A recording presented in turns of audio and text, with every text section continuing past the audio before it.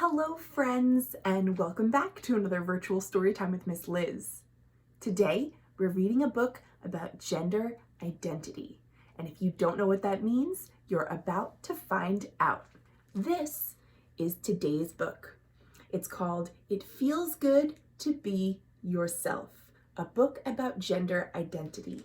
It is by Theresa Thorn and illustrated by Noah Grigni. Here we go. It Feels Good to Be Yourself, a book about gender identity. This is Ruthie. Looks like Ruthie just got home on the school bus. And if you check this book out, you'll see that these pictures are packed with fun stuff. Too much stuff to talk about, like this person riding a unicycle, or playing a guitar, walking three dogs, riding their bikes. If you check the book out, you can take all the time you want to look at all the beautiful pictures. But for now, this is Ruthie. She is a transgender girl.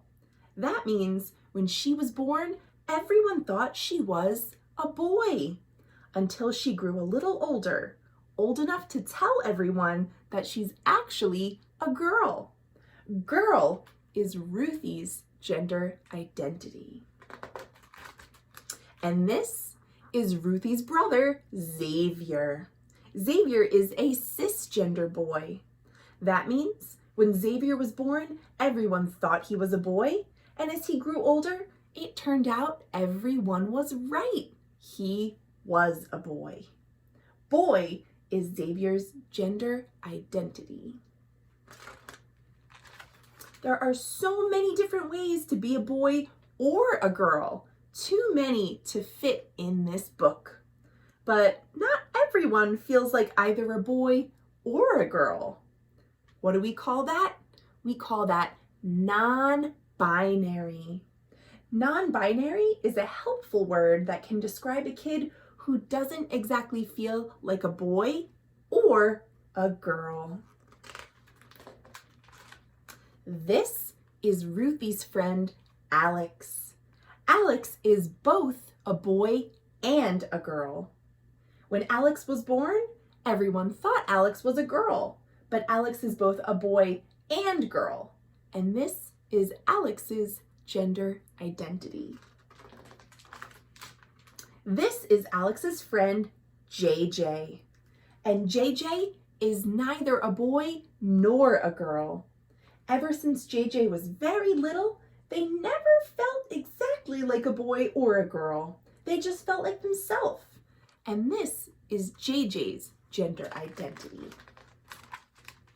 Alex and JJ are both non-binary. Just like there are many different ways to be a boy or a girl, there are many different ways to be non-binary. Too many to fit in a book. Some kids don't feel exactly like a boy or a girl. They feel like neither. And some kids feel that their gender identity isn't always the same. It is often changing. And even with all these possible ways to be, some kids don't feel like any of the words they know fit them exactly right. There are a never-ending number of ways to be yourself in the world. And only you know what the best way is for you.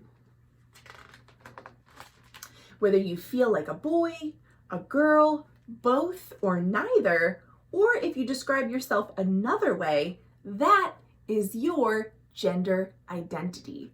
For example, I am a girl. That is my gender identity. Your gender identity might match what people thought you were when you were born, or it might not. See, when you were born, you couldn't tell people who you were or how you felt because you were too little to talk. They looked at you and they made a guess. Maybe they got it right and maybe they got it wrong. What a baby's body looks like when they're born can be a clue to what the baby's gender will be, but not always. When people guess wrong, It's okay to let them know. Ruthie was 5 when she told her parents, I know you think I'm a boy, but really I feel like a girl. Oops, Ruthie was a girl all along. They just didn't know it at first. When people guess right, it's also okay to let them know. Xavier was 3.5 when he told his family, I'm a boy. I like being a boy. Good for Xavier. You might feel like a boy. You might feel like a girl. You might feel like both boy and girl, or like neither. You might feel like your gender changes from day to day or from year to year. You might feel like none of these words describe you perfectly. You might not be sure yet. Maybe you're still figuring it out, and that is also okay. Your feelings about your gender are real. Listen to your heart. No matter what your gender identity is, you are okay exactly the way you are, and you are loved. It feels good to be yourself, doesn't it? And that is the end of the story. But when you're done with the book, if you check it out for yourself, you can look through all of these resources at the end of the book. Things like helpful terms to know, notes about pronouns, and some helpful extra resources. There's also a note from the author and a note from the illustrator, and we're going to read those now together. The author's note. This is Theresa Thorn. Theresa says, my daughter was 5 when she told me she wasn't the gender I'd assumed she was at birth. Actually, she told me even earlier, but she was 5 when I started listening. Learning about gender diversity and my daughter has been a lesson in the value of withholding judgment. My daughter's gender identity and expression are personal and unique to her. They have very little to do with me or my opinions, assumptions, and preconceptions. I wanted to give my daughter a book in which she could see herself. A book that reflected her back without judgment. I wanted, further, to give that experience to all kids.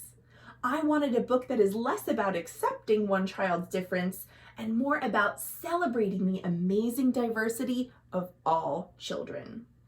It is my wish that this book helps children to better understand themselves and others, and that it facilitates conversations within families.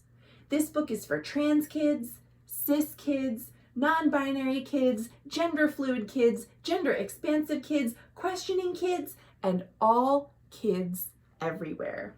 From Theresa Thorn. And this is the illustrator's note from Noah Grigni. Noah says, I was 14 when I came out as trans, and I'm lucky to have parents who listened and stood up for me when others failed to. My transition is not linear or binary. For me, transition is a fluid, lifelong process of personal discovery and self-actualization. It meant staying true to all parts of myself and evolving on my own terms as someone who is masculine, feminine, both, and neither. I illustrated this book because it's a resource I wish I had as a kid. Language is power. Growing up in Georgia without access to words like transgender and non-binary, I struggled to define myself from a young age, and I felt isolated and unseen. I painted as a way of processing my dysphoria. Now, I'm painting to connect with my community, celebrate queer resilience, and embrace a radically inclusive future. We need more books with trans protagonists. The trans population is as diverse as the human population, and no number of books could hold all our stories. Dear reader, It's up to you to continue this work, rewrite these definitions, share your stories, and build a future more expansive than we can imagine. You are the future we are fighting for. And that was from Noah. And that, my friends, is truly the end.